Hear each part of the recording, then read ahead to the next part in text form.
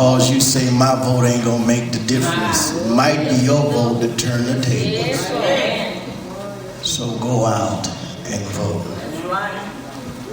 And it looks that now we have, Brother Governor Bush have killed 135 folk this year alone. And if you want that to stop, because one day it might be one of your loved ones, that's right. You need to get to the polls and vote. Right.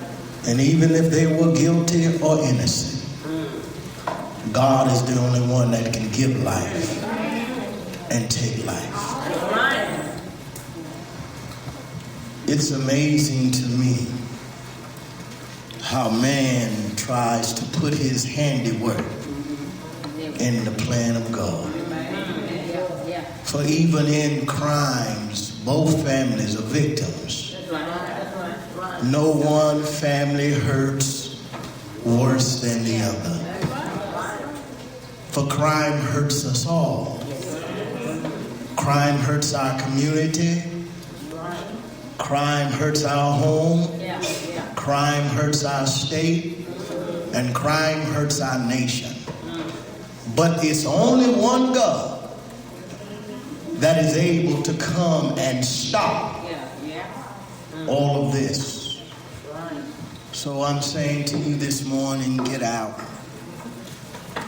and exercise your duties by voting. Oh, Lord.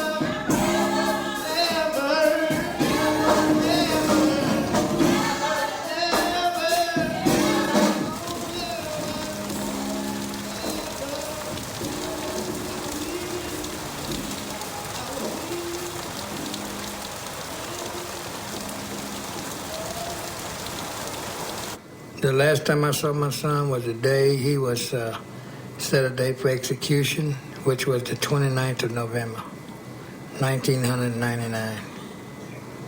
And it was a bad day. We got to visit with him about 15 or 20 minutes. And they said they were going to give him permission to call my house. And when he got in jail, they was refusing him, but he got it straightened out and he was able to call. The next morning, we had some stuff to give to him to carry back with him because they was taking away his pencils and some other stuff for writing. And by the time we got down there, they taken and had already carried him from the jail on the way back to Huntsville. That's before 5 o'clock that morning. So I never got to see him since. I was checking on visiting my son in November. I was told I couldn't because I was not on his visiting list at that time. But in further checking, they said, well, we'll get you put on the visiting list in January. Well, when January rolled around, they said that we wouldn't need, due to the fact that he was set for execution, we wouldn't need a visiting list. The family wouldn't. But now, all of a sudden, I found out last week that I wasn't on a visiting list, nor could I see him without a visiting list, being on a visiting list. How do you feel about that? Well, it's very unfair. It take away, first off, it took away 90 days you couldn't see him. Then they turned around, they lied and said that in January to be changed. And here it is now, the 29th day of February, one day before he's set to lose his life, and I still don't get to see him. So I'm not going to go down there if they're going to execute him. I'm not going to go down there and watch him die. I've seen 91 days of that already. You know, it ain't like if somebody just walk up and shoot you unexpectedly. Whenever you know that somebody else done set a date for you and you can count these days down, it's worse than being dead every day, in a way of speaking. It's a slow death.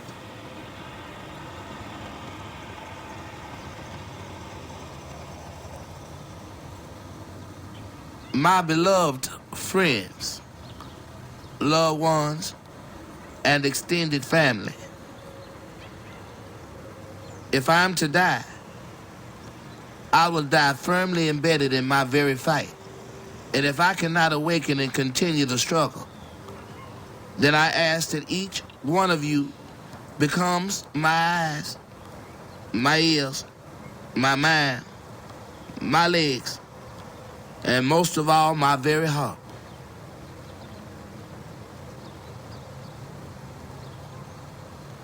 I am also established in the fact that if we begin by loving and patiently try to understand our fellow man, then we have given humanity a chance. Keep smiling, even when things are difficult. Eternally, I remain in the struggle for justice. Odell. Odell Barnes is a 9-time convicted felon. He's been to prison twice before. Each time when he was released, within 30 days, he committed another violent criminal offense. The 9 felony convictions include capital murder, for which he's under sentence of death. He's been convicted of robbery 5 times, 2 of which were aggravated, which means that he used a deadly weapon of some sort during the commission of the offense. He's also been twice convicted of aggravated rape, and he's been convicted once of burglary of habitation. That was in connection with a rape and a robbery. So that's what I think of when I think of Odell Barnes Jr. He is a career criminal, a violent offender, and has no remorse for any of the offenses that he's committed.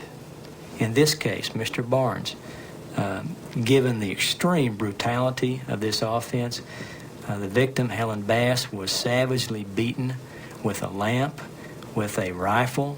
She was hit so hard and so often with that rifle that it shattered into a number of pieces. She was stabbed, she was raped, and then she was shot in the head. Based on that outrageous conduct, and then based on Mr. Barnes's past criminal record, which you cannot ignore, based on the offense and based on his previous convictions, he now has a total of 9 felony convictions. Based on all that information, the jury looked at that, and the issue was, did they think beyond a reasonable doubt he would be a continuing threat to our society? And they answered yes, we believe beyond a reasonable doubt he would. And consequently, the death penalty ensues. So given the facts of this offense and given the background of Mr. Barnes, I do think that the death penalty is appropriate. I don't think that in every case. What will you think about it Thursday morning after the execution, looking back at Wednesday? Well, my thoughts are directed toward the victim, Helen Bass, and what she went through the last minutes of her life and how she fought for her life, and the ordeal that she went through and the ordeal that her family has now gone through over the last 10 years. Those are where my thoughts will be, because Helen and her family have endured a tremendous amount. I am not the animal that the state of Texas has tried to make me out to be, and I never will be. And I assure you that all the work and support you have granted me was not effortless, and it surely did not lack in prosperity. And always know this, and so much more. Never give up the fight or the struggle. Is not killing an innocent man murder? I believe that it is. When we look at the fact that the innocent person that is accused of murder is just as much a victim as the person who was killed. Not only is the person who was killed in the crime a victim, but also their family suffering the loss. When George Bush and other political leaders kill in the name of justice, is there not an infliction of pain placed upon new victims? And are not more people victimized and cast into pain and hardship? I have not been killed for a crime that I have committed. I have been killed for being poor, black, and very improperly represented. I ask the leaders of all countries outside of the United States that respect and value their leadership qualities and standards to look at George W. Bush Jr. and other American politicians who support the death penalty and ask yourself if that is a man who will value the very basic human rights of your country or your people. I do not think so, and never will. Odell Barnes Jr., February the 29th, 2000. Well, as we all know, today is March 1st, and this is the day that the state of Texas wants to execute Odell. I was just up at Ellis visiting with Odell, and of course he's holding it together much better than I am.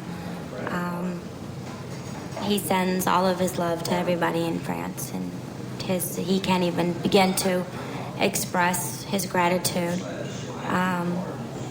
But he knows that, he says, if it does come to take, and he does get executed, there was 3 things that he wanted in this lifetime, and that was 1, to prove his innocence, 2 was to show that the Wichita Falls police force is corrupt, and 3, that hopefully this will open more people's eyes and really take a look at the death penalty in Texas and in the United States. Death Watch. Odell Barnes, number 998. Wednesday, March 1st, 2000. 4:35 a.m. Inmate sleeping. 8:40 a.m. Inmate visiting with friends and family. 10:10 a.m. Inmate refused meal tray. Last meal requested, justice, equality, world peace. 11:50 a.m. Inmate visiting with friends and family. 12:25 p.m. Inmate visit terminated. We are out here because we're opposed to the death penalty. Odell Barnes' case is a perfect example of why Governor Bush must immediately declare a moratorium on executions in the state of Texas. Odell Barnes is going to be killed in 30 minutes if this murder is not stopped. But whether a man or woman is innocent or guilty, the executions have got to stop. When you have a system in Texas where 90 out of 100 people could not pay for an attorney when they went to court, this is not a fair system. When you have a death penalty that has over half of the people on death row from the African American and Latino communities, this is not fair, and the executions must stop. There are no rich people on death row awaiting execution. The death penalty is a privilege that is given to the poor, to people who cannot buy justice. Depuis 1973, 85 condamnés à mort ont été innocentés puis libérés aux États-Unis. Et à elle seule, cette statistique montre bien la fragilité du système judiciaire américain. That's it.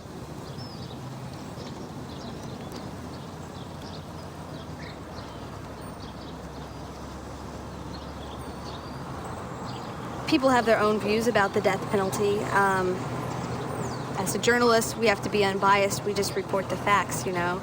We have our own personal beliefs. I think you'll probably find, 50-50. I mean, at this point, you've got the governor. He's not even in the state. He would be about the only hope because the Supreme Court denied his last appeal at 4:10 today. At this point, it looks inevitable.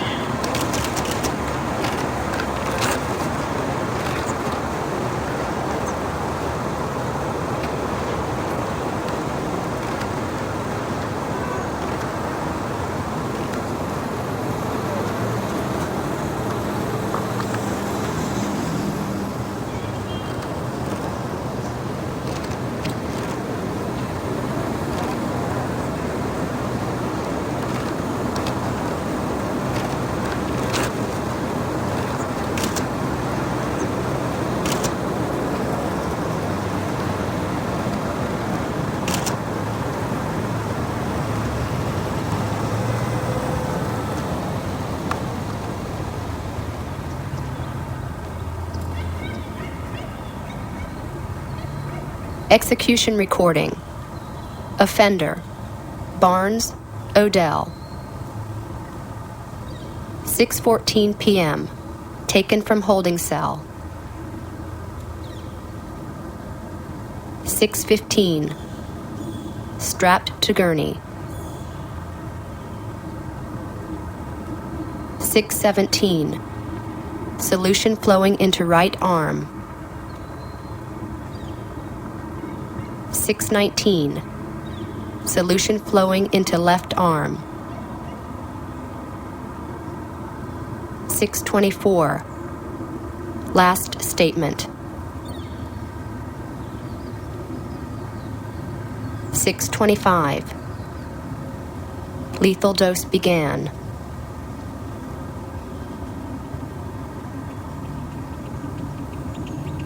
6:28. Lethal dose completed.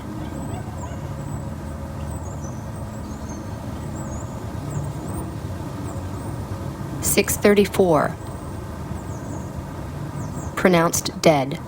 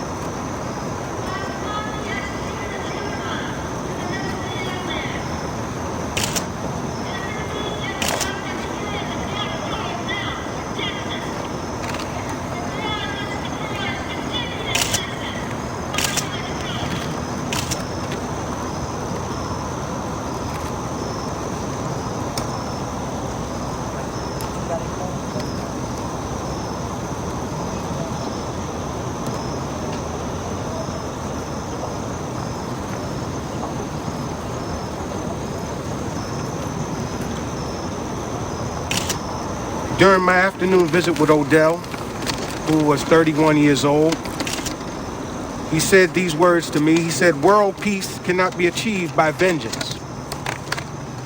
He said, "Love is the answer.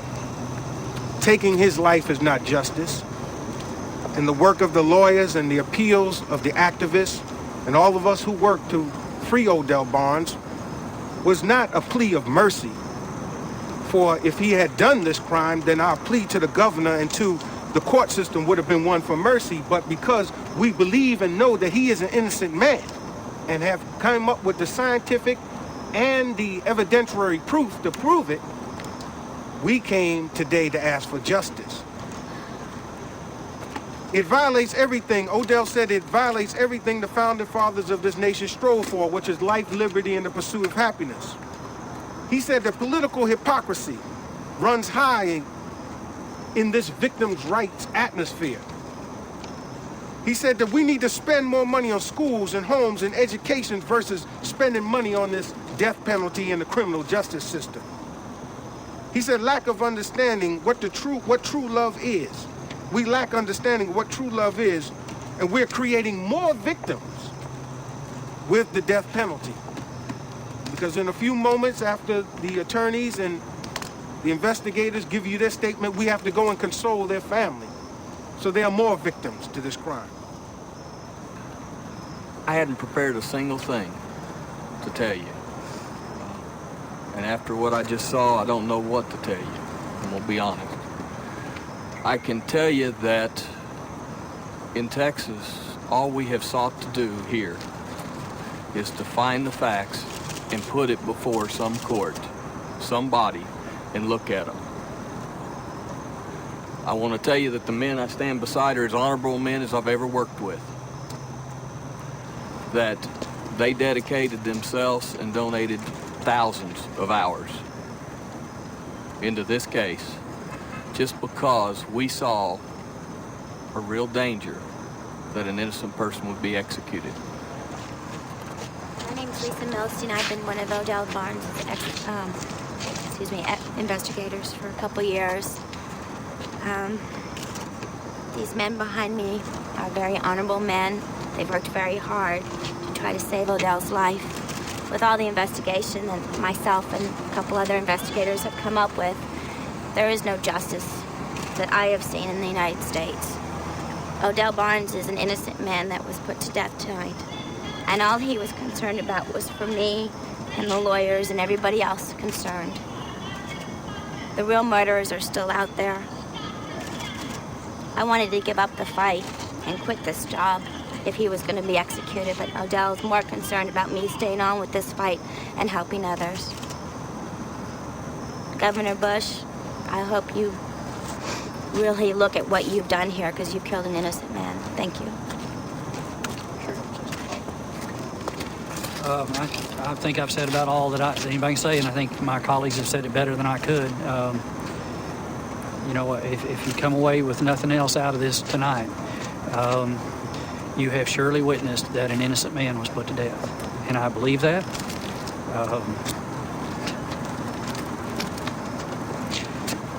Thank you. I can't say anything else. Thank y'all. Thank y'all very much.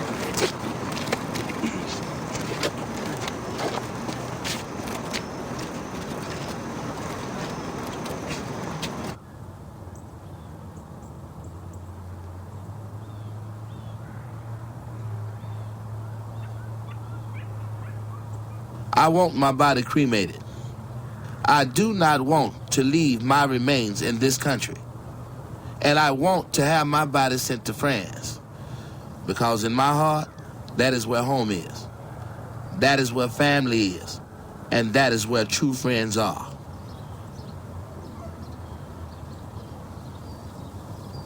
When I started this battle, I did not know that so many people with hearts greater than all of the treasures in the world would come together to aid me, befriend me, care for me, and most of all grant me the very grace and blessings of love that are not granted many in their lives.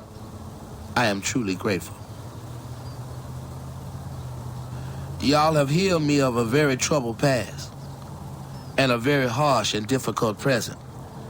And I love you and thank you for all you have granted me, and know that it is this very love that I am able to share and extend to all who have come into my life. It is your love that has helped me endure this injustice, and it is your love that has carried me to great heights in my life. Without you, I would never have been able to die in the very peace of knowing that I meant something to many in the world, and that my life was in fact worth something to so many people. And I want all of you to know you have meant the world to me as well. And I love you so very much. Thank you. Thank you. Thank you. Odell.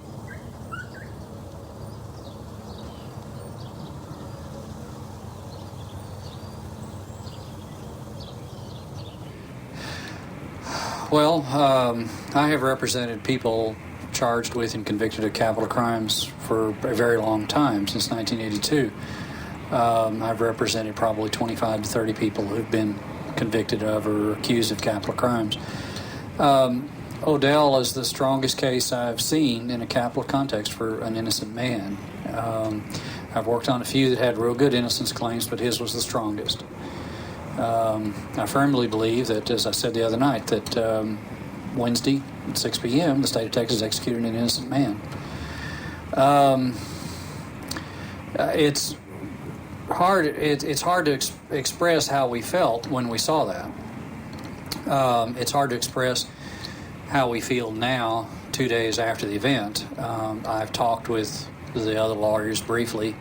I've talked with Lisa a little bit. I know I don't sleep at nights. I can't get that image out of my mind about him strapped to the gurney and then the final moments. I have a feeling that's going to be with us for a very, very long time. And I don't think it's going to get any easier.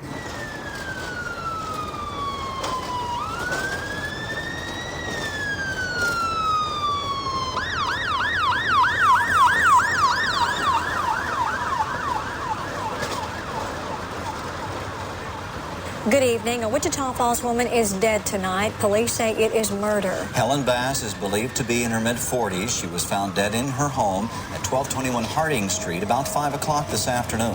Nightcast reporter Lisa Glass is at the scene, and she joins us now live. Lisa, what more do police have to tell us? Have they said yet how the woman was killed? Well, Bill, police are not releasing any information yet on the method of the killing.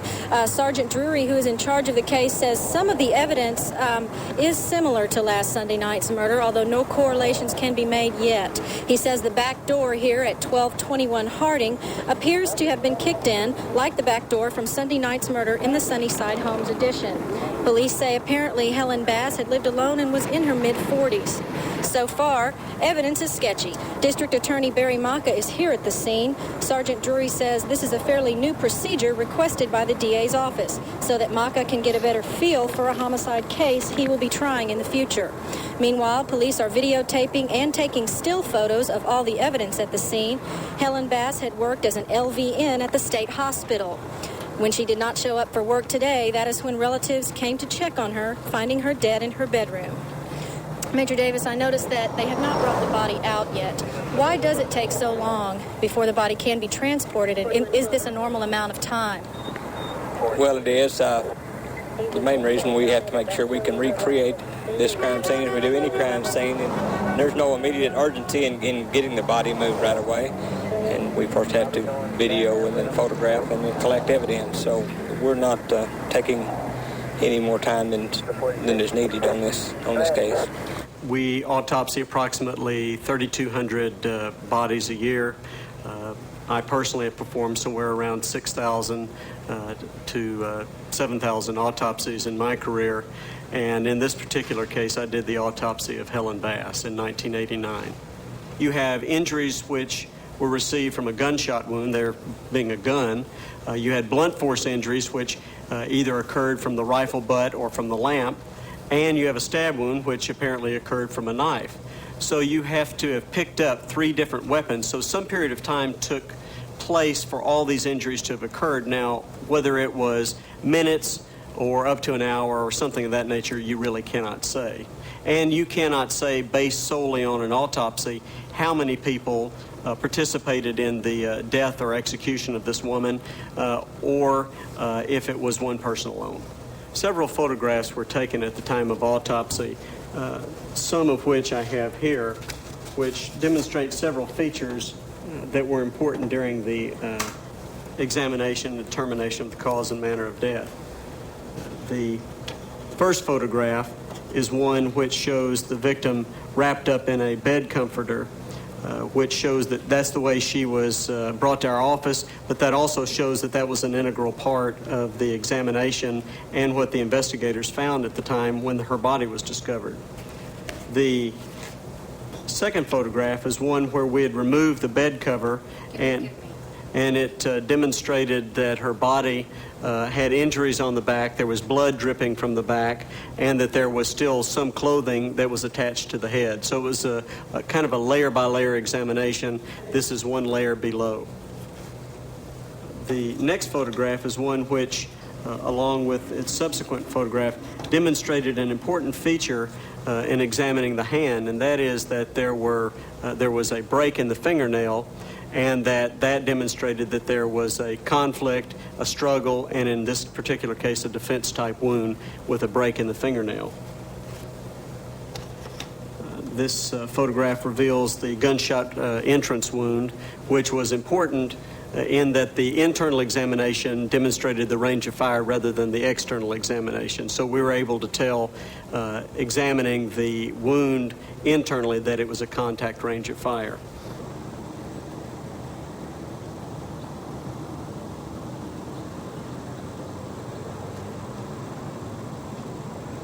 There's no question that this woman suffered multiple injuries that did not occur over a matter of seconds. This occurred over some period of time in which she was struggling to stay alive and to survive this assault.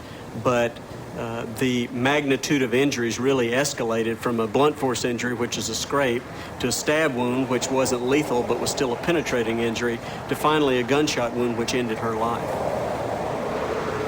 We have been working long and hard on this case. We would like to first thank all the people who have been calling in. We've had many calls. Our investigators have been running many leads, and we've had started out with several suspects. That has narrowed now to one individual. He was taken into custody just a few minutes ago, a man by the name of Odell Barnes, Jr. He is a parolee from the Texas Department of Correction, and we will continue with the investigation. He's presently charged with sexual assault, attempted sexual assault charges, and we will continue that investigation and hope to have more to report on it later. What type of evidence led to this arrest today? Well, I won't get into any of the information concerning evidence or anything of that nature at this time.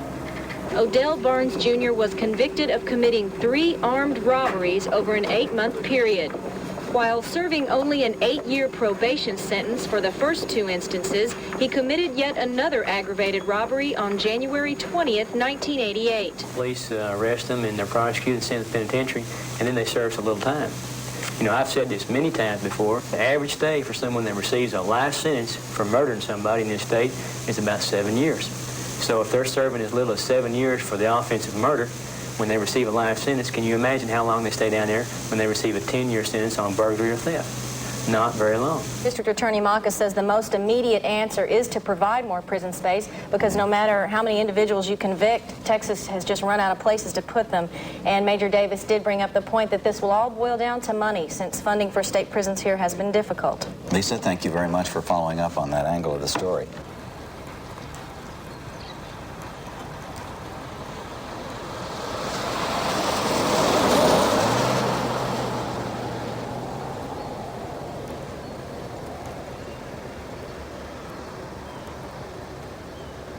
When you look at this case, from the very time I got started in this case, you know, they brought all these records to me, and I start sitting down and reading it the first week, and you start hearing about how this lady was beaten, how she was shot, how she was stabbed, and anybody does what I do for a living, the first bell that goes off in your head is this is not one person, okay? This is not one person that commits this crime. You know, it's crazy. Nobody goes into a house with a gun and something to beat someone and a knife and uses all three. And the only time it ever occurs is where you have basically temper, anger.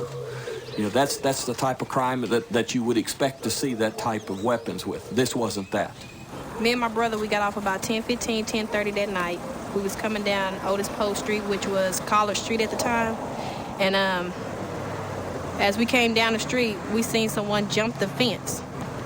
And as they jumped the fence and we approached them closer, we almost hit them.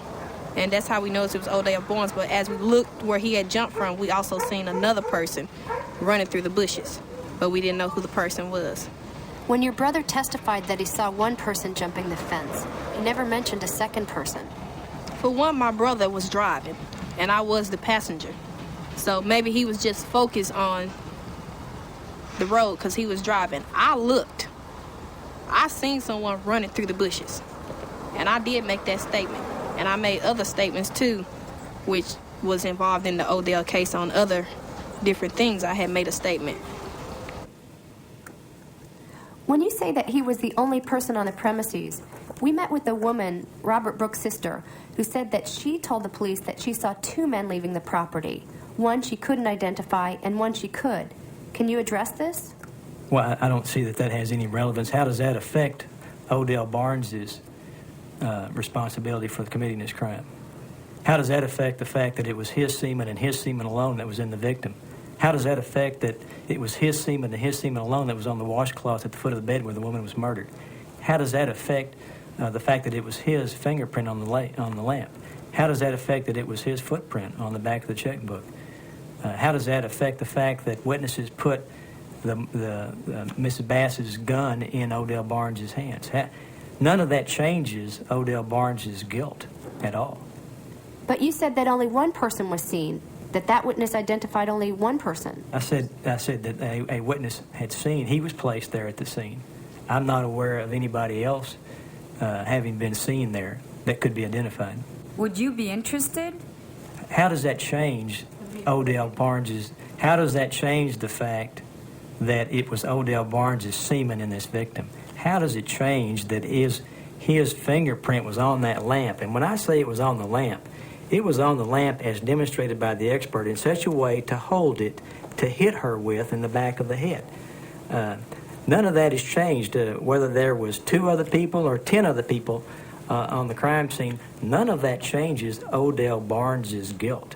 There's no evidence that I've seen, that I've heard, that shows that anybody else's semen was in the victim on the washcloth, nobody else's footprint, and those things like that. So none of that changes Odell Barnes' guilt. But if 2 people were seen at the scene of the crime together, wouldn't that suggest that someone else may have been involved? My question to you is, how does that change Odell Barnes' guilt? How does that change the fact that those witnesses put the gun in his hands, Miss Bass's gun in his hands? How does that change the fact that Odell Barnes' semen was in the victim, or that it was on the washcloth, or that his fingerprint was on the lamp? That doesn't change anything about Odell Barnes' guilt. You can talk about anybody you want to, anybody else that may or may have not have been there. It doesn't matter because it does not change the evidence with respect to Odell Barnes. The state made the prosecution made a big deal out of showing that put Odell on the property. My own take on that was that it was not just terribly significant because it was a good hour and a half to 2 hours before Ms. Bass was even home. So while he may have been on that property, one of the things that, as you look at that area out there, is probably a half mile to a mile away is an apartment complex, and it's a low-income housing area.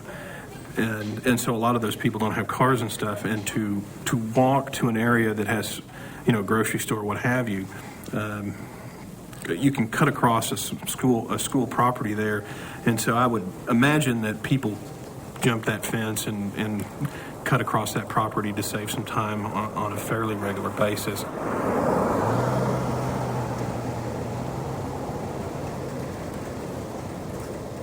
Then you start looking at the rest of the evidence. And I think I've said probably 100 times, I told you 3 or 4, I told everybody, one of the first things I looked at is is the crime scene. I mean, that doesn't change, okay? That tells the story. Witnesses are subject to bad memory, the bad light, the bad distances. That crime scene, that's physical evidence. It doesn't change. And you go in and you look at it, and there is blood spatter on the ceiling, on the floor, and on 3 walls of that room, everywhere. I'm talking just everywhere that blood sprayed over this room. It was a horrific crime scene. And yet they convict a man who they say is wearing a pair of overalls that had 2 tiny stains on it. I'm glad you asked that, because there were not just 2 small drops of blood. You must have been talking to defense counsel, because that's what they've been saying, and that's wrong. There was more than just 2 small drops of blood. And that's evidenced by an affidavit that I submitted from the expert from Dallas, the Southwestern Institute of Forensic Sciences, the expert, the chemist that examined that item, and she submitted an affidavit, and I'd be glad to read to you the pertinent part of that affidavit, because she takes exception to, again, defense counsel's theory. I don't care what Barry Maka says now. Okay, I seen the coveralls. I saw the 2 cutouts that they cut out, or actually 3, because they cut a control patch. There were 3 cutouts, and I've seen the if he's got a lot of blood on there, I hadn't seen it, and I've seen the coveralls. And the minute he started making those kind of accusations or those kind of allegations about the coveralls, I called everybody I know that's seen them, and nobody remembers any more blood on those coveralls. And it doesn't make sense, because when it hit the crime lab, those coveralls, Lord knows that if there was any more blood on them, they would have taken pictures, they would have taken notes, it would have been detailed. And they wouldn't have been sitting in a box in the clerk's office for 8, 9 years. It just wouldn't have happened. That's absurd, is what that is. The coveralls don't fit his theory. Her last paragraph of this report, it's an affidavit dated February 18th, 2000. It's from Carolyn R. Van Winkle. She was a DNA analyst at the Southwestern Institute of Forensic Sciences in Dallas, Texas.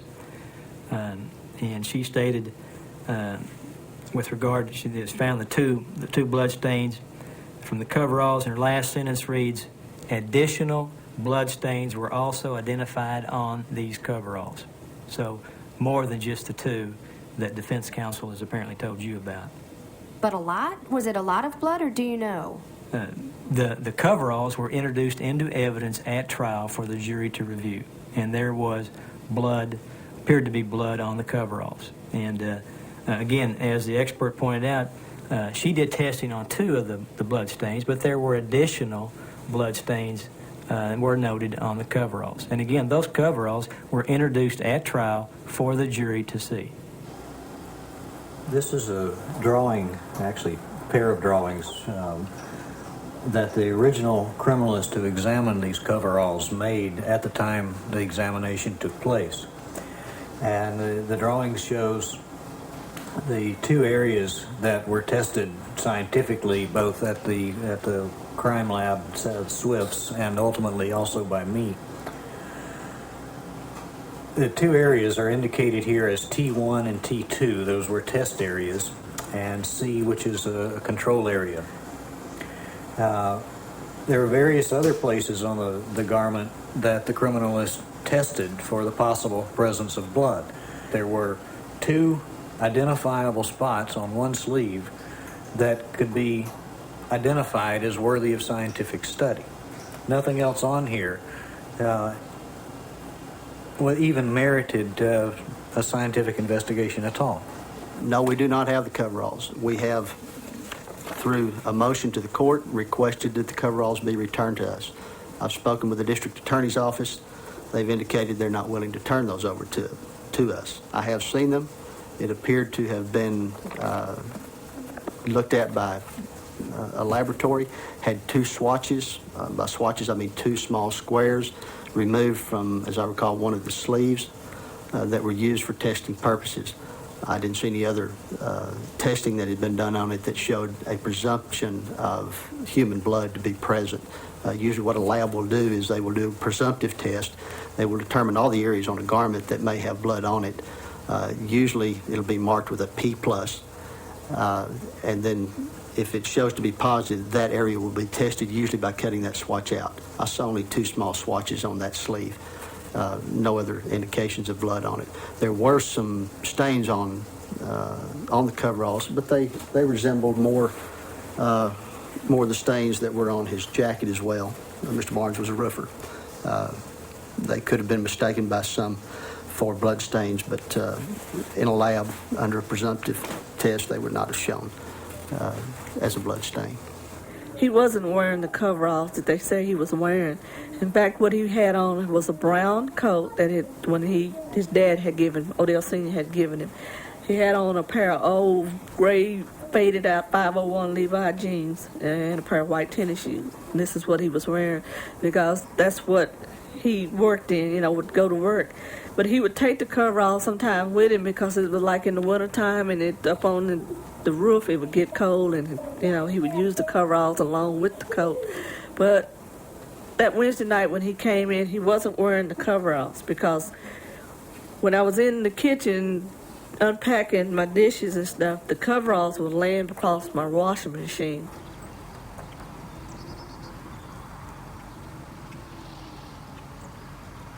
Odell Barnes has told me from the beginning that him and Helen Bass had been having an affair for many years. And that's how his semen was found in Helen Bass. He told his first attorneys. Nancy Botts was his first attorney. She was on the case for a few months, and she decided that she wasn't qualified to take him to trial because she had never done a capital murder case before.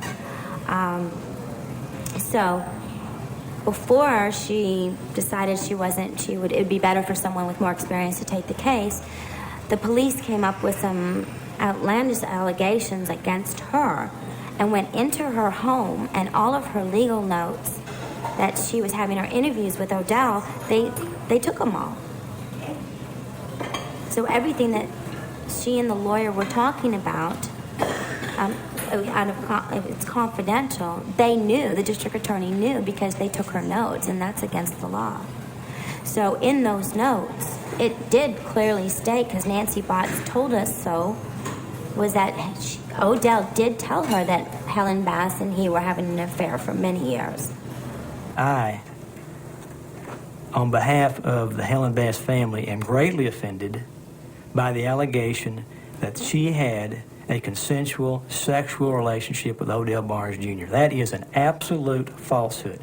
And that never was presented until 1998, publicly, until 1998, after the DNA. Absolutely not. The closest that he ever came to put himself in the house through other people testifying was that he may have roofed her house 3 years prior to the offense. But there was absolutely, at trial, when it mattered, there was no evidence offered or even implied about a sexual relationship with this victim. And it is outrageous. It is absolutely outrageous, and it's a further rape of her and her family's good name now, after the fact, after the DNA testing conclusively proves that it was Barnes' semen, to now allege that she had a sexual relationship with Odell Barnes Jr. That's outrageous. He was a younger man and she was an older woman. It might not have been something that she would have talked about with her friends. I think she was involved with somebody around the time of her death. That may have been something that she didn't want explained. Prior to that, Odell, he was married during some period of time. Probably another reason why he would not have talked about it. This was his mother's friend. And that probably is another reason, why both of them would not talk about it, so that information wouldn't necessarily get back. I mean, if that relationship existed, I think there are reasonable explanations as to why the two of them did not make that public or speak about it even with people they were close to. If it was true, why wasn't it raised at trial? It was not raised at trial, not even remotely implied at trial that she had any sort of relationship, let alone a sexual one, with Odell Barnes Jr. If you're going to try and bring that in at a trial, the only person who could have talked about it was Odell. And if he had chosen to testify at the trial, he would have been allowed to be confronted with his prior convictions, the convictions for crimes that he had and had been to prison for. And therefore, the jury would have known that he was a convicted criminal.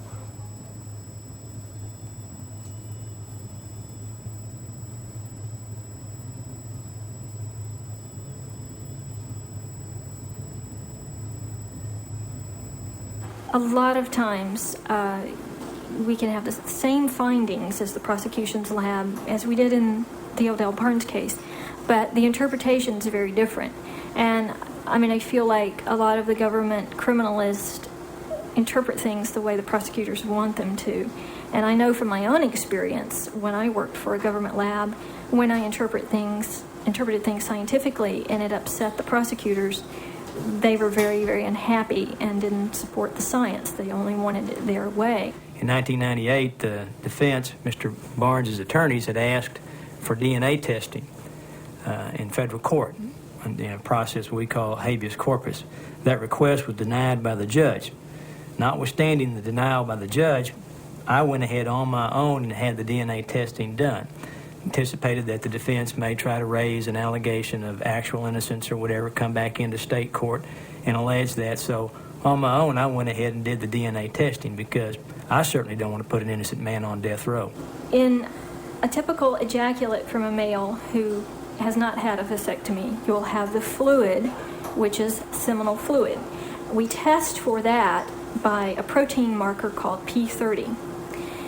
And that is separate from the spermatozoa, which we examine by looking at slides through a microscope. Now, as time passes after sexual intercourse, the number of spermatozoa will decrease in a woman's vaginal canal, and the amount of seminal fluid as detected by P30 will decrease simply because she's moving, walking around, and just going about movements, daily movements. And so over a period of several days, you will find those levels decreasing. If a woman is dead and not moving at all, you don't expect to find a huge decrease in semen or spermatozoa if she's not moving around. And in the case of Helen Bass, she was autopsied within 24 hours after her death. So what we found was very few spermatozoa on her vaginal swab and actually an undetectable or no detectable P30, meaning no detectable seminal fluid. Now, this does not support a theory that Odell Barnes raped her just prior to her death and ejaculated inside her. It was been mentioned that maybe Odell Barnes did not produce very many sperm and he didn't produce much P30 protein in his seminal fluid. Well, we know that's not true because we did find high levels of his sperm and seminal fluid on the washcloth. What could have happened, there is a possibility of a consensual relationship between the two. Certainly the findings on the vaginal swab are consistent with them having intercourse hours to maybe days before her death. It's possible that the semen was deposited on the washcloth at that time. We will never know, but it's not consistent with the state's theory that he raped her and ejaculated inside her at the time he killed her, or we would have found much higher levels of these substances on her vaginal swab.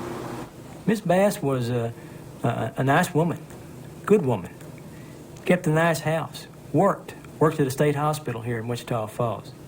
You believe that she would leave a washcloth on the floor at the foot of her bed for an extended period of time beyond 24 hours? Absolutely not. No way. So that evidence shows what? I submit that shows that he raped her and murdered her. Can you tell if she was raped or not? Well, there's nothing to exclude that she was sexually assaulted. Part of the crime lab investigation revealed that spermatozoa was present on a towel. That doesn't mean there's penetration, but it does not preclude penetration.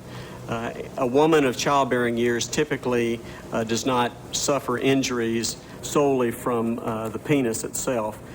Women in that age range, when they become lacerated, either there is some unusual object which is inserted into a woman or there's something unusual about the individual. Children and elderly people who are postmenopausal, however, may bruise and lacerate. So more often than not, there is not an injury from sexual intercourse. Occasionally it does occur, though. Does that mean that there is no specific proof that she was raped? From the exam alone, no.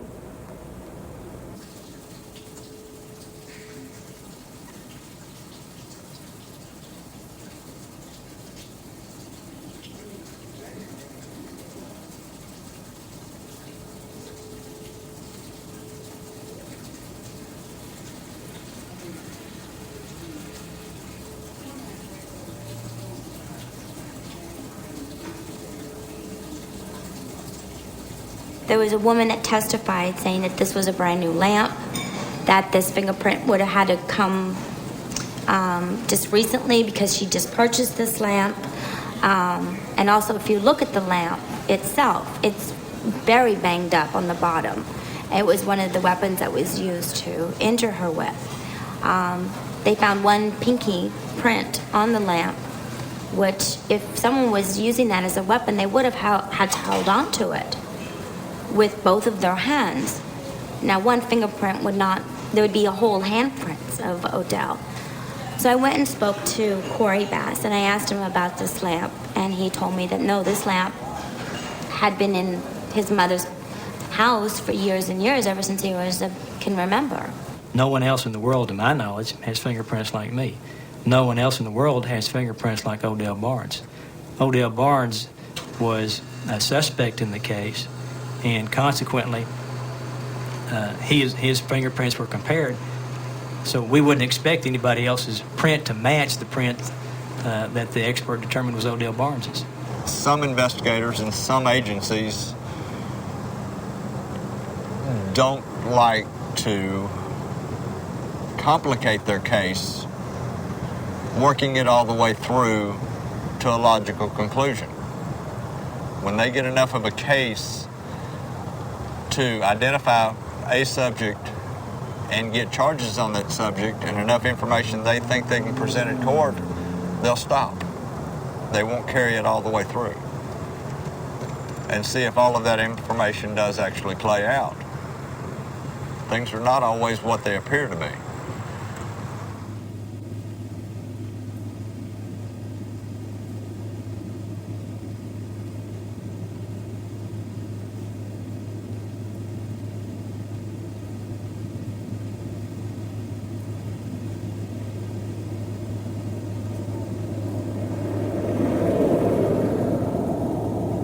Some of my closest friends tried to escape last night, and one even got away. They still looking for him, but they did catch 3 of them, and 3 of them are now in cells on the wing where I'm at. But we are very happy that he did get away. It is one life saved. Many are to be killed in the coming month, and it probably get a lot worse in the upcoming several months. But either way, we are hoping he does get completely away. We are currently locked down. No recreation, no showers, no visits. They normally do this when they are mad because one inmate has beat their so-called escape-proof system. However, things will hopefully go back to normal before too long. In the next month, they have a couple of very close friends scheduled to be executed, and both will more likely die at the hands of the executioner. So it is a very difficult time for a lot of us that know them and have been close to them over the years.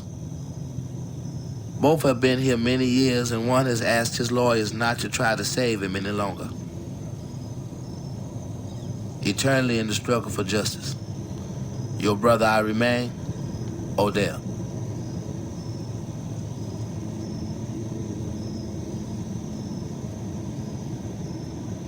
In many ways, Odell isn't different from a lot of people on death row.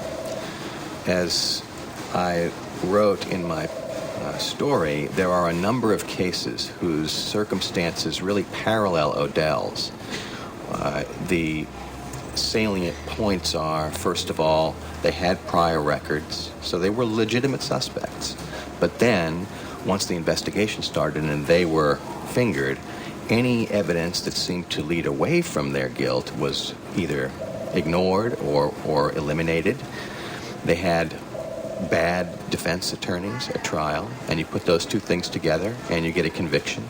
And then later on in the game, when new evidence begins to emerge, after they get competent counsel in the appeals process, it's too late. They are not given a fair hearing. And partly that has to do with recent legislative changes that restrict habeas corpus, which is the ability to appeal these cases. In particular, the Fifth Circuit in New Orleans recently ruled in Odell's case, innocence is simply not enough. I was very upset with our judicial system all the way up the line. I felt like, at a bare minimum, some court along the way should have ordered a stay of execution and ordered an evidentiary hearing to examine the validity or lack thereof of my findings and also the findings that Libby had. And that's what the attorneys were seeking in their habeas proceedings. With regard to the defense produced an expert that claims that the blood on Mr. Barnes' coveralls was planted by the police. That's a bald-faced lie, and there's no scientific evidence, valid scientific evidence to support that. This is a graph that shows the difference between what we find with normal human blood and what we found with this stain on the coveralls. Normal human blood has very tightly controlled levels of citric acid. It doesn't vary much from person to person or from day to day. Preserved blood has many times higher amounts of citric acid than normal human blood, so it's very easy to tell one from the other. The coverall stain has a level 40 times higher than what we would find in normal human blood, and this is unequivocal evidence that this is not a normal human blood stain. The testing itself can't tell us whether this stain appeared on the coveralls through an accident in a laboratory, for example, or from a deliberate act of evidence tampering. The testing just tells us that this is not original legitimate evidence.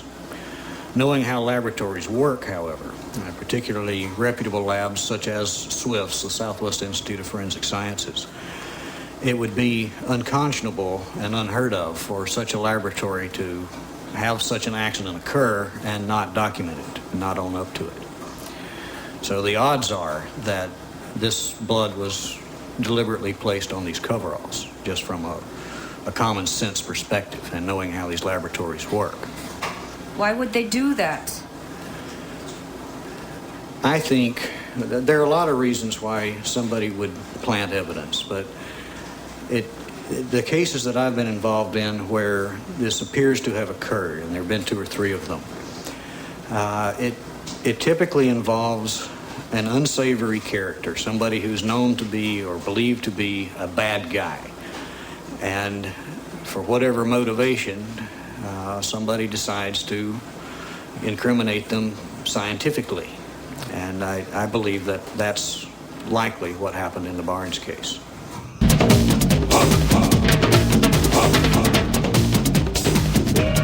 Γεννημένο από το πάθος και τη δύναμη.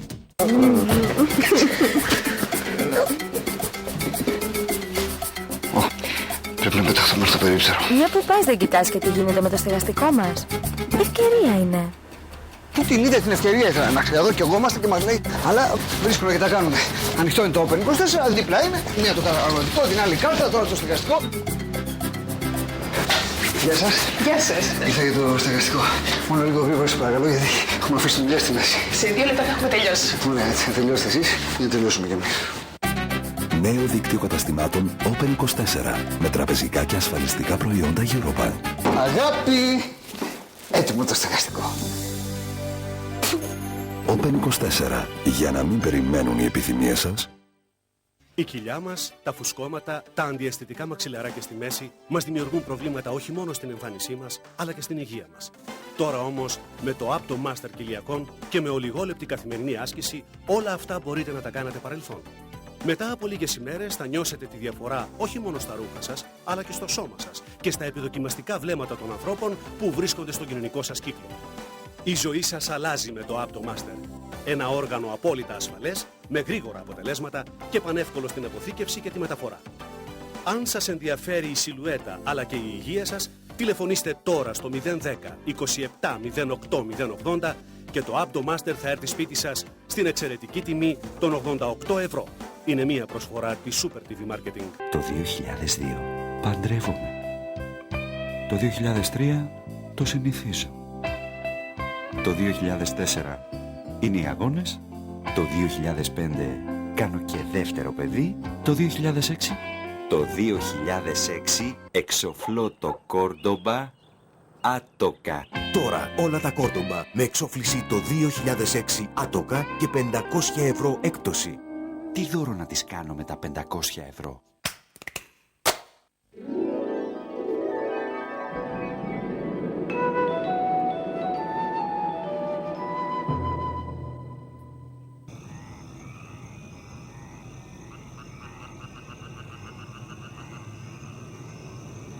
When a violent crime such as murder occurs, it is first the police who must obtain a suspect. And if they place this suspect in the media spotlight, then they are in a no-turn-back situation. They cannot say, "We have captured the murderer," and then turn around and tell the public, "We got the wrong man." That is first an embarrassment for the police and a great fear for the public. So what occurs? The overzealous police officer will first fabricate evidence. It will be hard to say who fabricated it, with so many officers handling the evidence, and then there are witnesses needed. So the police officer will, of course, find witnesses who will cooperate, witnesses who need deals.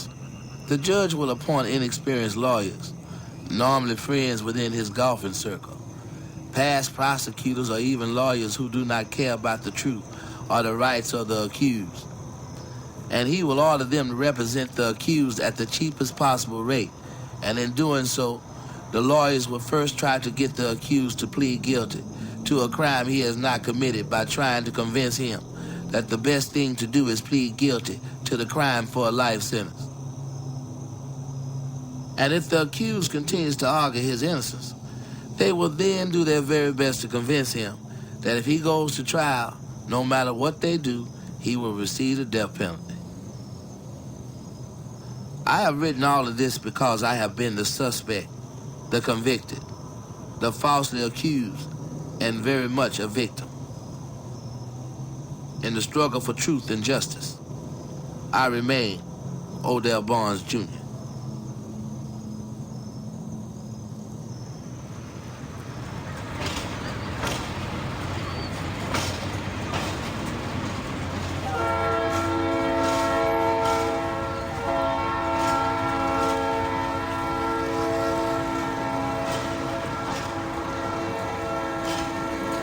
I worked on Odell's case for about 7 weeks, from start to finish. And we found a variety of things that were very troubling right from the beginning. Now, I didn't uncover all of that. Some of that had been done by the investigators, Lisa Milstein and Mike Ward, as well as the attorneys, Mike Charlton and Gary Taylor and Phil Wishcamper. What I did was essentially go back and look at every single piece of paper that had ever been compiled on the case, which the lawyers hadn't had time to do, and went through it with a fine-tooth comb and kind of filled in some holes that had been left open before. So Bob moves into our office, and out of the 15 boxes that we have on Odell's, he went through every piece of paper there was. He comes up with this letter from this, I think her name is Kessler, and says, "Hey, Milstein, come over here, look at this. This is important. What's going on here?" So we read this letter, and it's a letter that's written to Dana Rice, which Dana Rice was Odell's investigator during the state habeas proceedings. And this letter states that this woman named Felita McKinney told her in jail that Odell Barnes was not the murderer, that she knew who the murderer was. So Bob and I got on the plane the next day and we were off to Wichita Falls to find this woman.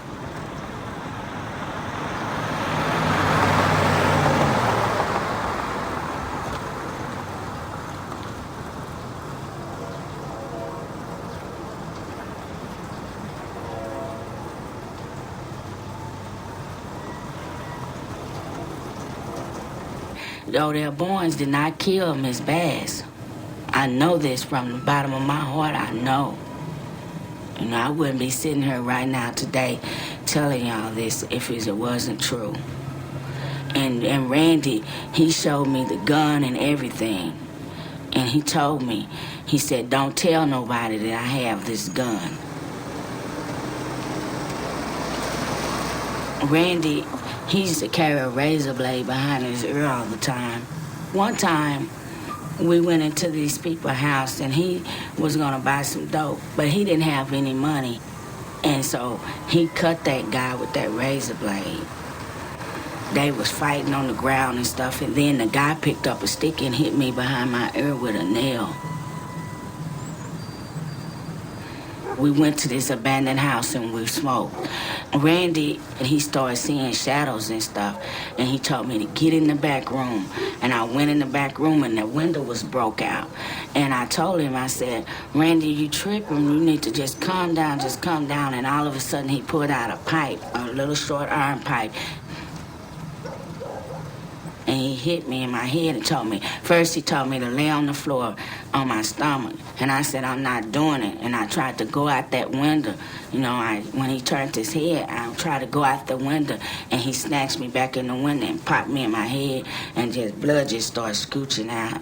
And then he flipped me over on my stomach, and he told me to lay there, and I just started screaming, and then I stopped screaming. I played like I was dead. And he turned me over, and he flashed the light, and that's when he seen my head was just split wide open. You could see my skull.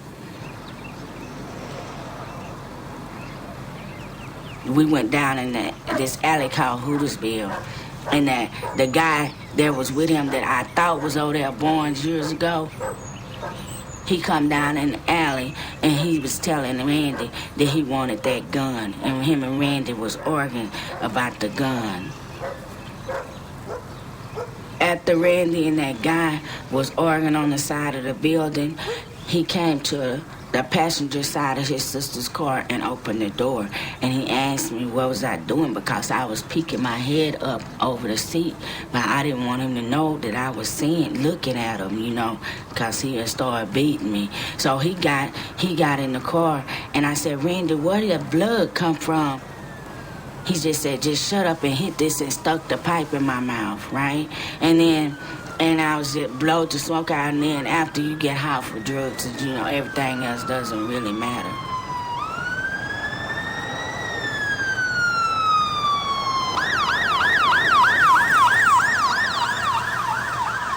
So the next day I kept asking him what he do with those pants with all that blood on them. And he said that they was in the house. And he never did wear those pants again.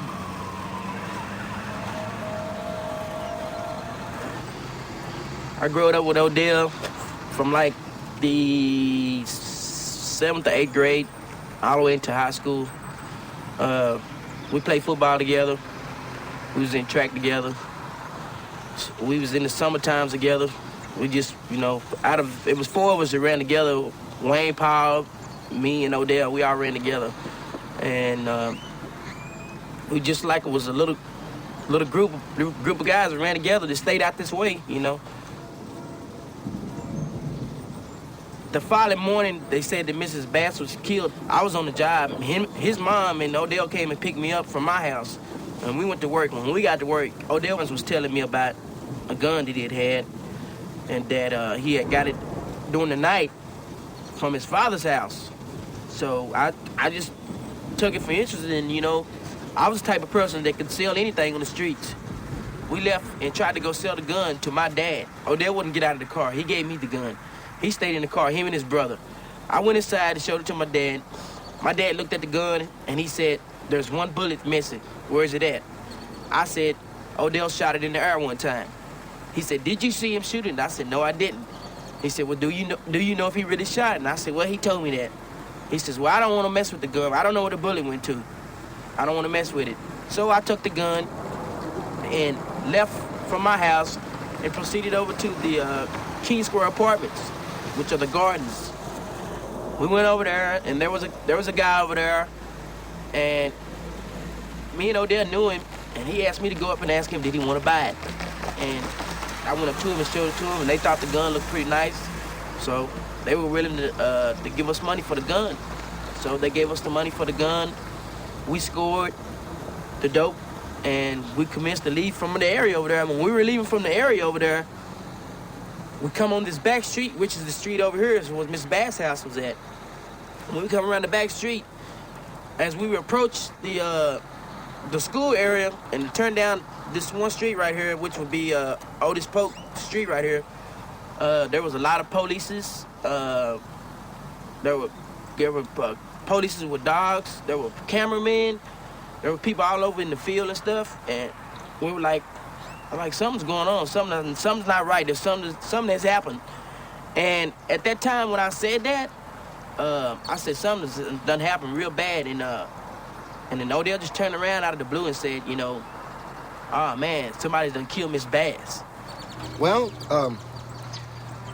that night I was picked up, Johnny Ray and Odell. We was just riding out to my father's house, and I happened to pass by Mrs. Bass' house, and we seen a bunch of police officers and ambulance, and I said, I wonder what's going on over there. So they responded, I don't know, so we went on out to my mother's house.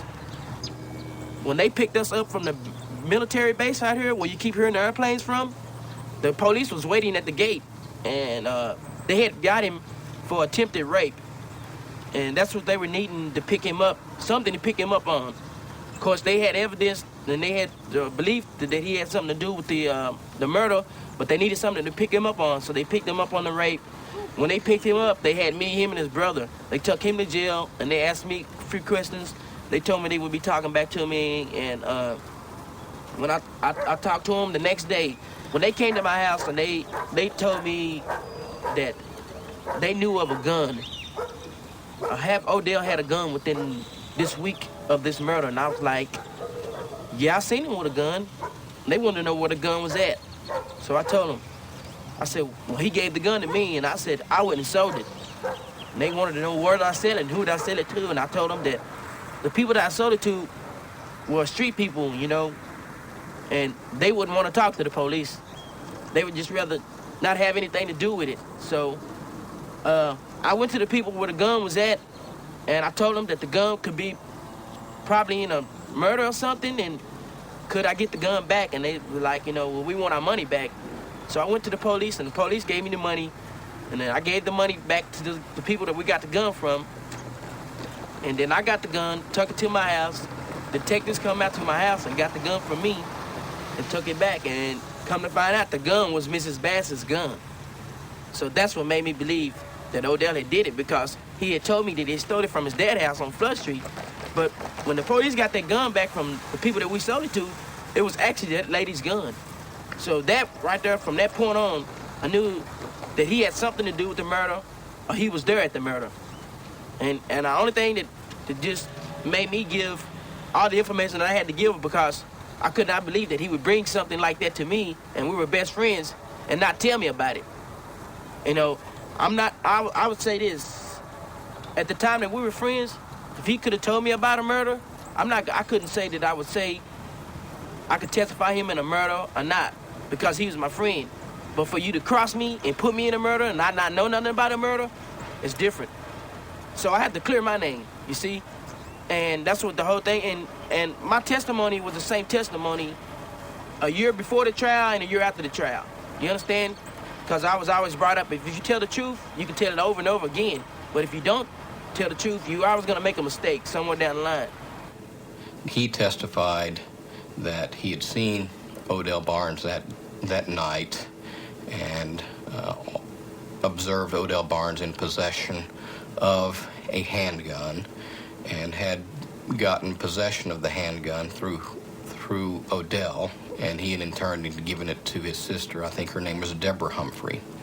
That particular handgun turned out to be the property of Willie Bass. Willie Bass was Helen Bass's son.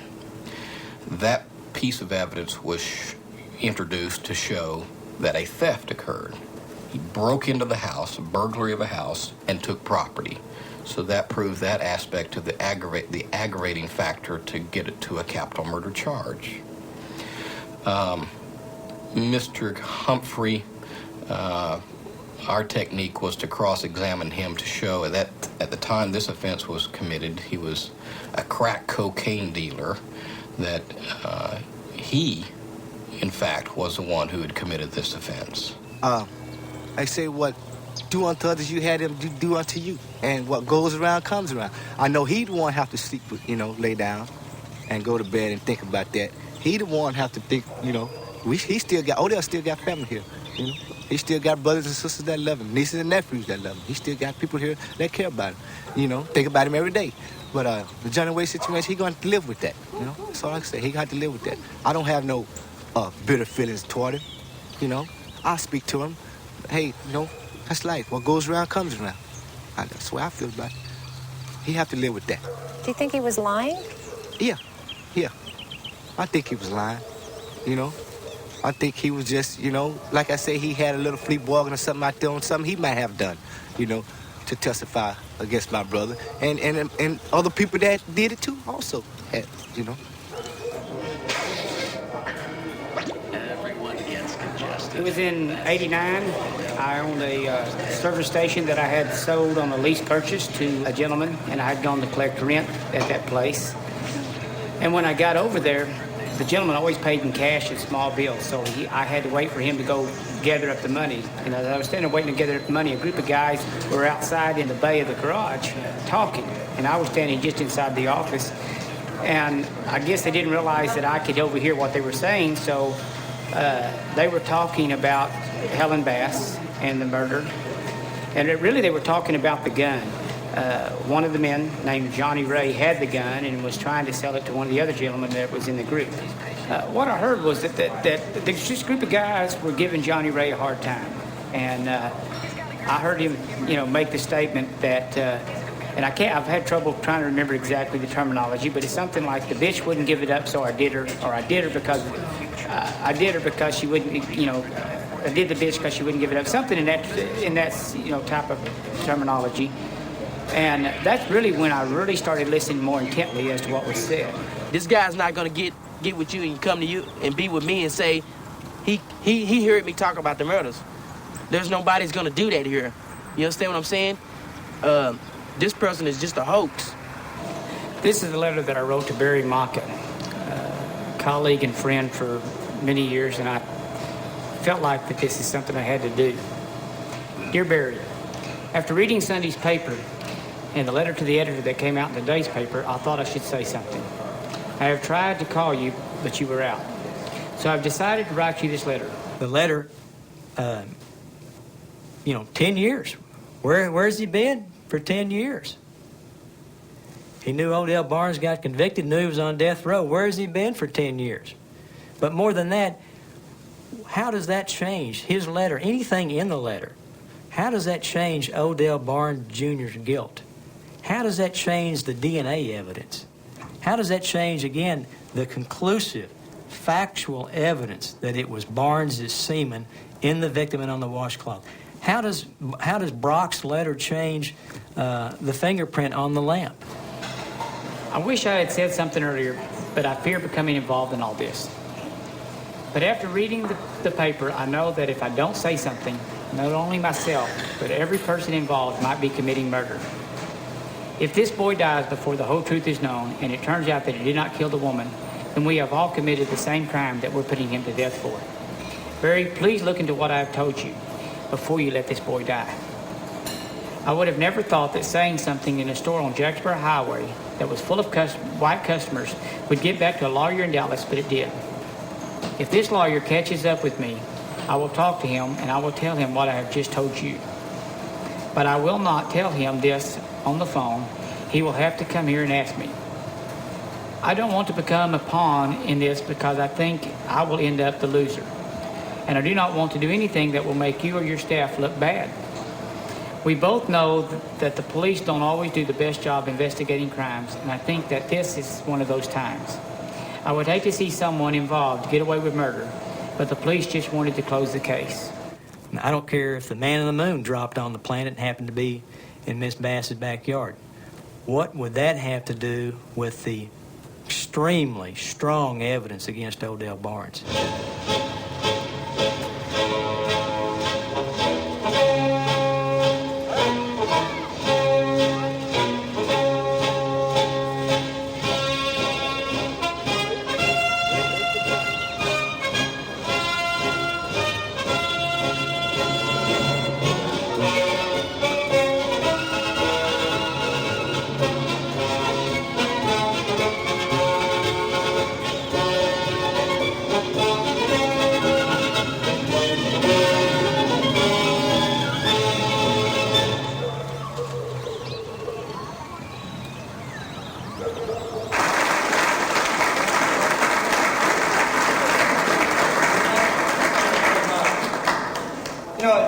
It's a real honor to be standing before you today, and I'm very proud when I go around and I say that Huntsville is the capital of law and order in America, and we should be proud of that, because corrections is truly the Lord's work. And I mean that. When we try to help intervene in people's lives and make their lives better, and we try to help them not go back and commit a life of crime against the citizens of the great state of Texas, we're doing the Lord's work in Huntsville. But also something that the rest of the world needs to understand while they're out here bashing Texas and bashing Bush and hurting Huntsville, Texas, is that we're also the home of the largest prison ministry in the world. We care deeply about people here in Huntsville, Texas. We have one of the finest teacher training facilities on the face of the earth at Sam Houston State University. We have one of the finest criminal justice schools on the face of the earth in Huntsville, Texas at Sam Houston State University. We have one of the best business schools in the United States of America. And it's going to be my job to make sure that the Texans and the folks of the United States of America look to us with pride like they look to Texas with pride. And after November the 8th, we will let our stars shine, and I can assure you that our star is rising in Texas. And I am tired of these folks telling us that this is a third world state when it's the greatest state on the face of the earth.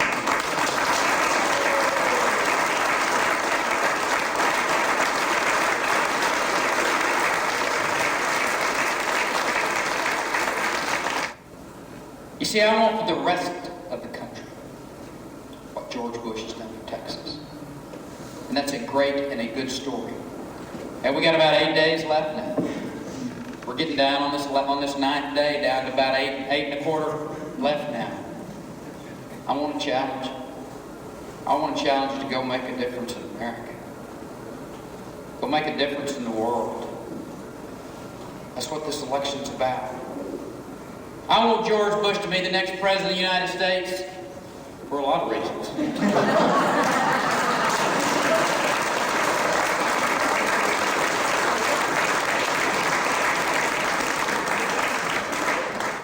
The people who run for office are not only our executives like our governors or our presidents or our attorneys general. They also include all of the judges. At least in Texas, all of our judges run for their position, and they also run on a position of supporting capital punishment. It, in effect, corrupts the judicial process because the vast majority of people who are charged with capital crimes don't have a choice who their lawyer is. They have to accept whoever the court gives them because they're too poor to hire an attorney to defend a capital case. Because these judges run on platforms that so aggressively support capital prosecutions and the death penalty, it makes it impossible to assume that their decisions about who represents capital defendants are fairly made. We know from surveys that a great many judges make these decisions about who the lawyer is going to be based on who's going to move the case rapidly, who the judge gets along with, whether the judge owes this particular lawyer political favors, whether he wants to help him out in his practice, any number of factors other than the quality of the work that the lawyer is going to do for the defendant. And we know this from surveys, from what judges have answered in other surveys. So when you combine the fact that everyone who runs for public office, or almost everyone, aggressively supports the death penalty, including judges, combine that with the fact that judges are not making their appointment decisions based on the quality of the lawyer, then what you have is, if you are charged with a capital crime and you're in Texas and you're poor, you're in a very great deal of trouble. Our lives should not have monetary values on them. Our lives should be priceless. And the way things are going, with all these executions, with all these shootings, and with all these killings, kids not going to school and stuff, you know, we're not teaching them that their lives are priceless. We're teaching them that this is a world of survival. Either you make it or you don't. And that's how kids view it. I am a young mother, you know, and I had to learn the hard way by sitting up here and seeing my brother live in prison, you know, and then I got to see him die. And I got to talk to him the day that he died. You know, people don't understand that you cannot put a value, a political office, you know, how likely you're going to be voted in, you know, by the things that you do. Because you know what? When you kill one life, that's not cleaning up anything. That's teaching other people that know that person in particular, you know, their kids and stuff. And when they talk to them about it, you know, kids see that animosity, you know, and they think the same things that they're heard and they're taught. You know, we need to start teaching our kids that you do to each other what you would want done to you. Not acting out of anger, not sitting up here saying, well, they did this to me, then I'm going to do this to them, because that's not solving the problem. That's only making it worse. And I just think that, you know, there does need to be a moratorium on the death penalty. It really does. They really do need to check into it because, you know, the same people that are out here, they don't care about me. I ain't paying their bills. You know, they got their living. I'm struggling every day. Our family struggles every day. And there's other families out here just like us that's just trying to make it and live our life to the best that we can. You know, but our homes and our families and our lives mentally and physically get destroyed by these kinds of things. And it's really hard to pick up the pieces, to trust in a system that you're supposed to believe in when you see things like this going all around you. I mean, I just wish everybody would open their eyes and realize that Bush is not a person to try and rule the world. Rule the United States, you know, because he couldn't even handle Texas, less known, you know, 49 other states. Almost 1 week they have 2 in a row, and the next week they have 3 in a row. So it's not getting any better. And we were hoping that for clemency today because of the election, but it's not happening. I guess he's far enough ahead where he doesn't have to do it. You know, the polls are real close, and I think he's ahead right now. But it's a political thing, but I think he's just trying to show how powerful he is, and I just don't know. And people in the United States do not realize what he's doing and how dangerous he is. I started covering executions on a regular basis in January of this year, so January 2000. Odell was the 9th execution that I witnessed, and since then I have seen, I want to say 32 executions, possibly 33. And then this year, totally, I believe, depending on however many I've seen, there have been, I believe, 2 more this year. I did not witness 2 of the executions that took place this year because I was out of town and wasn't able to, and another reporter watched those 2 executions. But I guess I've probably seen 32 or 33. I will be witnessing the execution of Jeffrey Dillingham. He was involved in a murder-for-hire scheme in Fort Worth. What basically happened was that he was hired, he and a co-defendant were hired by a girl by the name, and I don't know if I pronounced her last name correctly, Christy Caslow, I believe is how you say it. to murder her parents so that she could benefit from the inheritance money. And supposedly Dillingham was promised $1 million in exchange for his role in it. What they did, he and the co-defendant, I believe his name was Brian Salter, they went into the couple's home and while they were sleeping began beating on them. The woman, the mother, died. And the father survived and was able to call police and notify them, and he survived.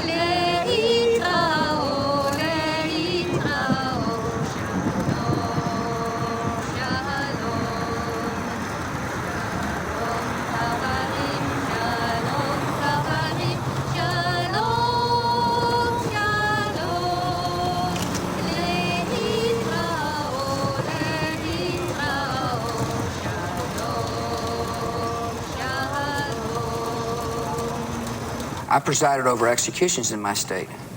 I'm absolutely convinced that everybody who was convicted was guilty of the crime. Are you convinced everyone on death row now is guilty? That we'll adjudicate those cases when they come up into the court. Let me finish. If someone isn't, they shouldn't be put to death. Well, but let me finish. Let me finish. Okay. We've had a series of people executed in my state.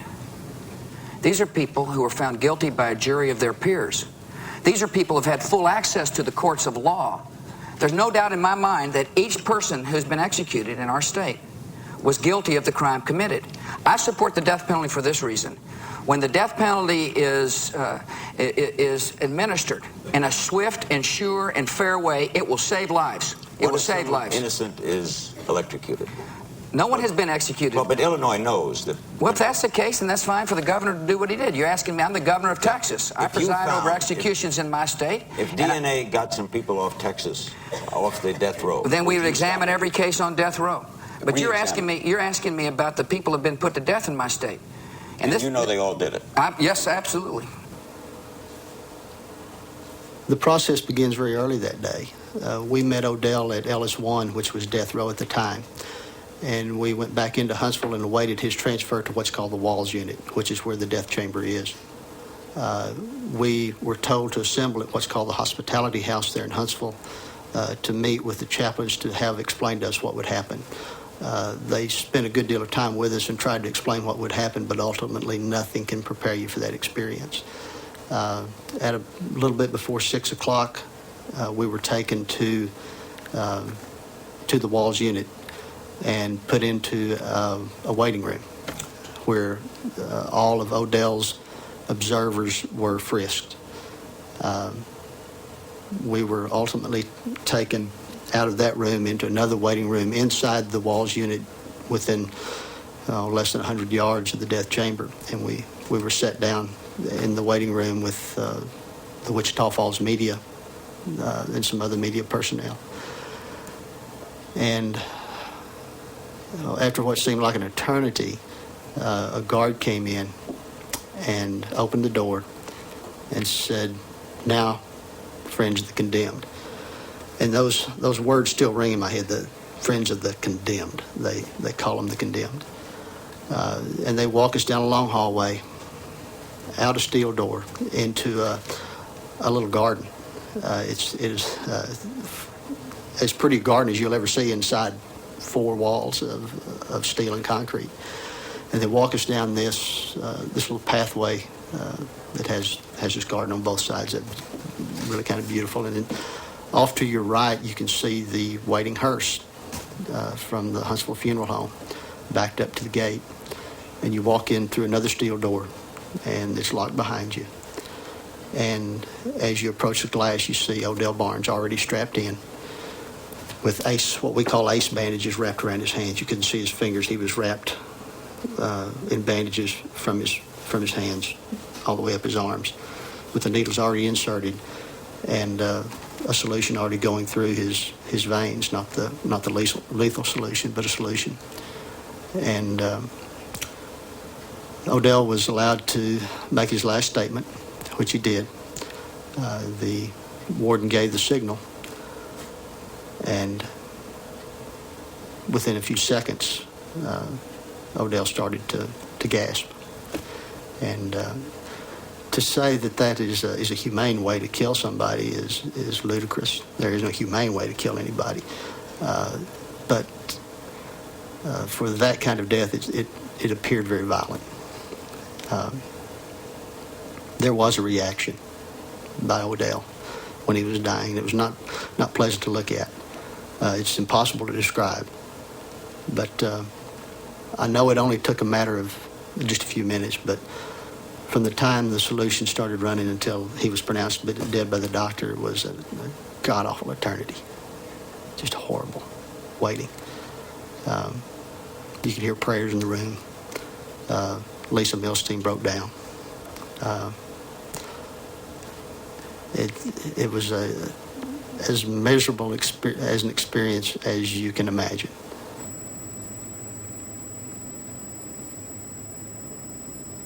I'd like to send great love to all of my family members, my supporters, my attorneys. They have all supported me throughout this. I thank you for proving my innocence, although it has not been acknowledged by the courts. May you continue in the struggle, and may you change all that's being done here today and in the past. Life has not been that good to me, but I believe that now, after meeting so many people who support me in this, that all things will come to an end. And may this be the fruit of better judgments for the future. That's all I have to say.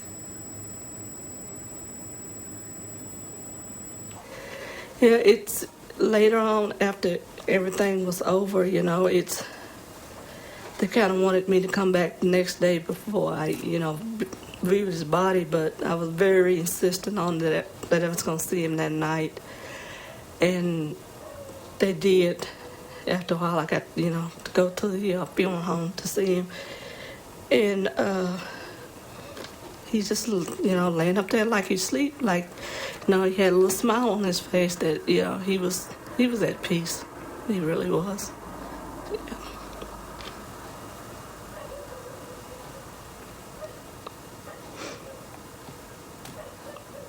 Excuse me.